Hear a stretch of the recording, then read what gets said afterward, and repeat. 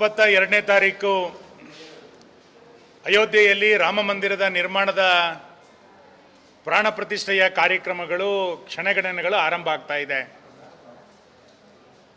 ರಾಮ ಮಂದಿರ ಕೇವಲ ಒಂದು ಮಂದಿರಕ್ಕಷ್ಟೇ ಸೀಮಿತ ಅಲ್ಲ. ರಾಮ ಮಂದಿರದ ಮುಖಾಂತರ ರಾಷ್ಟ್ರ ಮಂದಿರ ನಿರ್ಮಾಣ ಆಗಬೇಕು ಅನ್ನುವಂಥ ಪರಿಕಲ್ಪನೆಯನ್ನು ಇಟ್ಟುಕೊಂಡು ಹಲವು ವರ್ಷಗಳಿಂದ ಈ ನಾಡಿನಲ್ಲಿ ಕೆಲಸವನ್ನು ಮಾಡ್ತಾ ಇರುವಂಥವ್ರು ನಾವೆಲ್ಲರೂ ಕೂಡ. ಇಂಥ ರಾಮ ಮಂದಿರದ ಪ್ರಾಣ ಪ್ರತಿಷ್ಠೆಯ ಸಂದರ್ಭದಲ್ಲಿ ಮಂಗಳಕರವಾದಂಥ ವಾತಾವರಣ ಇಡೀ ದೇಶದಲ್ಲಿ ಸೃಷ್ಟಿಯಾಗಿರಬೇಕಾದ್ರೆ ಅಪಶಕುನವನ್ನು ಸೃಷ್ಟಿ ಮಾಡಬೇಕು ಅನ್ನುವಂಥ ಪ್ರಯತ್ನವನ್ನು ಸಿದ್ದರಾಮಯ್ಯ ಇವತ್ತು ಸೃಷ್ಟಿ ಮಾಡ್ತಾ ಇದ್ದಾರೆ. 32 ವರ್ಷಗಳ ಹಿಂದೆ ಕಾರ್ಯಸೇವೆಯಲ್ಲಿ ಭಾಗವಹಿಸಿದಂಥ ಹುಬ್ಬಳ್ಳಿಯ ಕಾರ್ಯಕರ್ತನನ್ನ ಬಂಧನ ಮಾಡೋದ್ರ ಮುಖಾಂತರ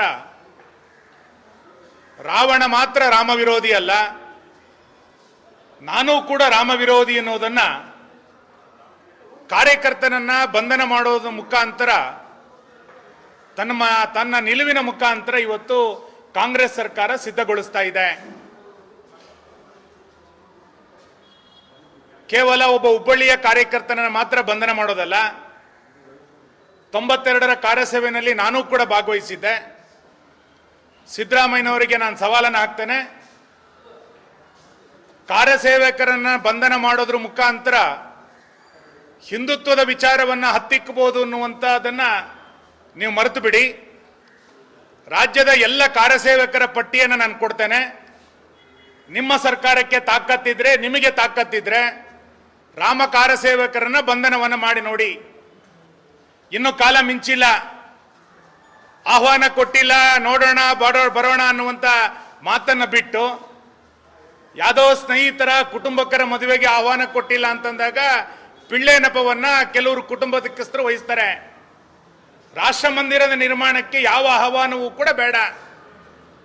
ನಿಮಗೆ ಬದ್ಧತೆ ಇದ್ರೆ, ಹಿಂದುತ್ವದ ಬಗ್ಗೆ ನಿಮ್ಮ ನಿಜವಾದಂಥ ಕಳಕಳಿ ಇದ್ರೆ, ಚುನಾವಣೆಯ ನೈಜ ಹಿಂದೂ ಆಗದೆ ನೈಜ ಹಿಂದೂ ಅನ್ನುವಂಥದ್ದನ್ನು ಪ್ರಕಟ ಮಾಡಬೇಕು ಅಂತಿದ್ರೆ 22ನೇ ತಾರೀಕು ರಾಜ್ಯದ ಎಲ್ಲ ಮುಜರಾಯಿ ದೇವಾಲಯಗಳಲ್ಲಿ ವಿಶೇಷವಾದಂಥ ಪೂಜೆಯನ್ನ ಆರಂಭ ಮಾಡಿ 100 ದೇವಾಲಯಗಳಿಗೆ ತಲಾ 100 ಕೋಟಿ ರೂಪಾಯಿ ಅನುದಾನವನ್ನ ಮುಂದಿನ 3 ವರ್ಷಗಳಲ್ಲಿ ಕೊಡುವಂಥ ಪ್ರಯತ್ನವನ್ನ ಈ ಸರ್ಕಾರ ಮಾಡಲಿ.